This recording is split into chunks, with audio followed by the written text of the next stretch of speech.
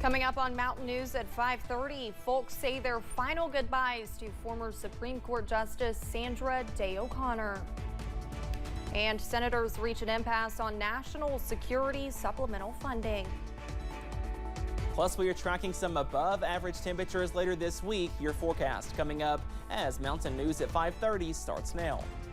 Dedicated to Southern and Eastern Kentucky, this is WYMT Mountain News at 5:30.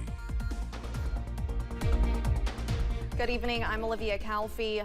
Led by President Biden and Chief Justice John Roberts, the nation said a final farewell to Sandra Day O'Connor, the first woman justice on the U.S. Supreme Court. CBS's Skylar Henry has more on the funeral at Washington National Cathedral.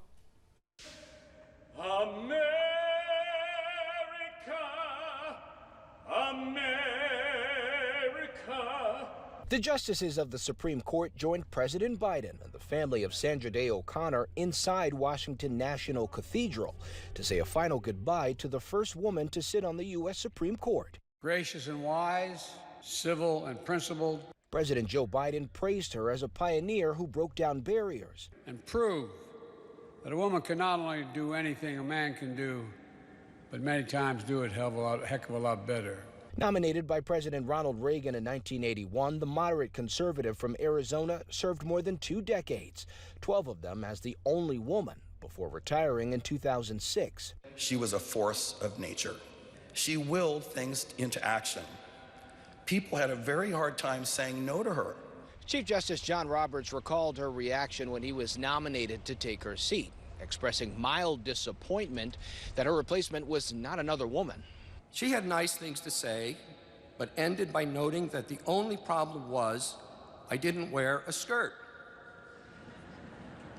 My initial reaction was, of course, everything's negotiable. Her biographer shared how happy she was to see 4 women currently serving on the High Court. Skylar Henry, CBS News, Washington.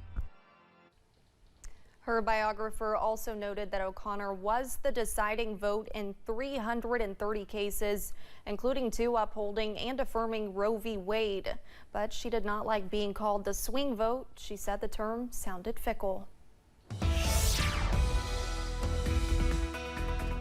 We are tracking some cold and dry weather across the mountains on this Tuesday evening. Here's a live look from the WYMT studio. We are dry, also at freezing. That current temperature 32 degrees, and most of us right now below freezing, down to 29 for Clintwood, 28 for Wise, and 31 over in Pikeville. So cooler in the Big Sandy Valley, a little bit warmer in air quotes, 36 in Somerset and 37 for Monticello in the Cumberland Valley. But again, all of us back in the 20s as we go later on into tonight.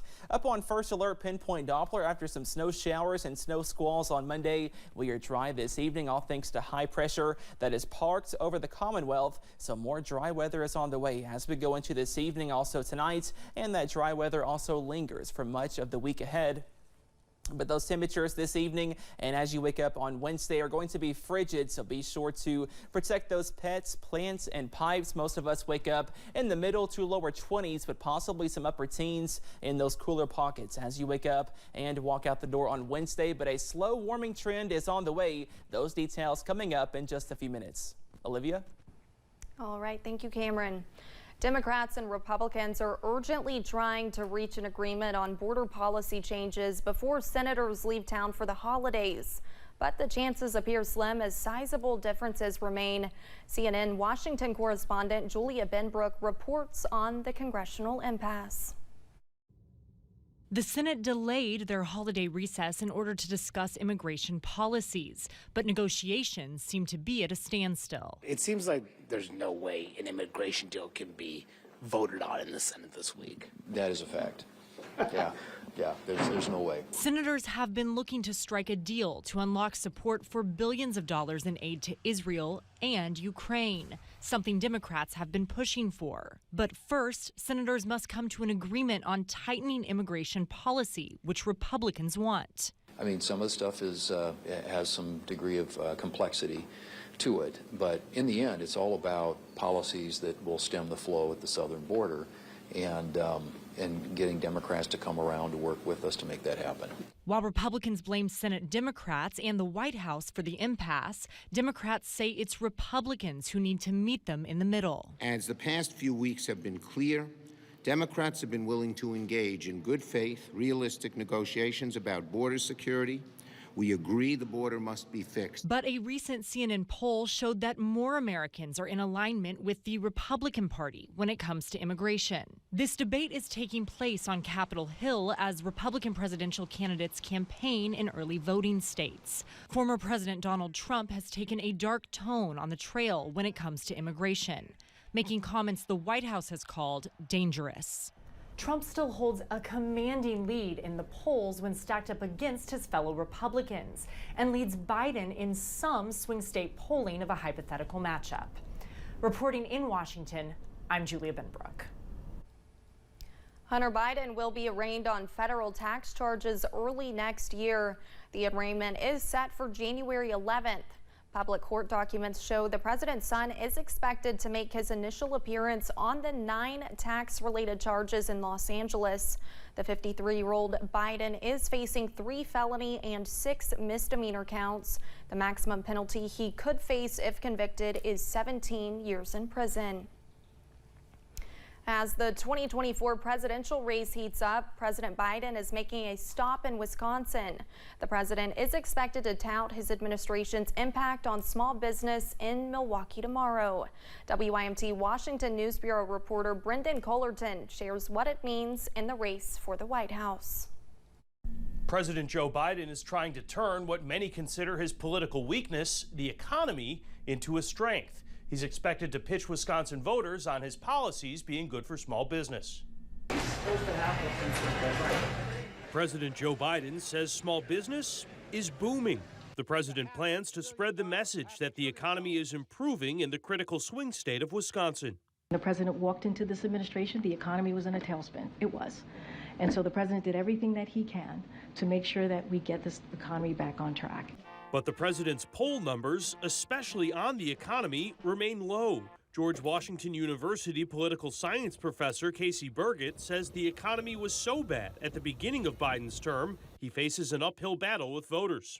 Particularly with something that impacts people's everyday lives and economy is at the top of that list, it's really hard to change that narrative.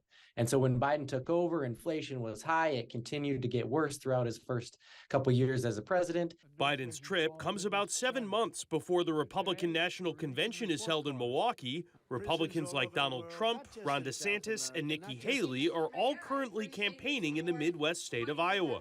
Our country is in a state of decline, but that decline is not inevitable. It is a choice. It's a choice we as Americans get to make.